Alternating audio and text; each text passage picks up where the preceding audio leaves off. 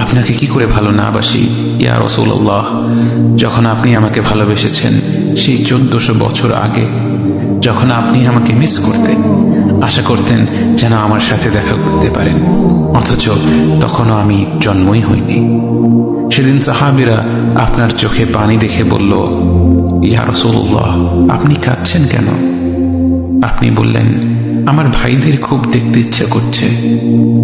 সাহাবীরা বললেন, আমরা কি আপনার ভাই নই ইয়া রাসূলুল্লাহ? আপনি বললেন, না, তোমরা আমার সাহাবী।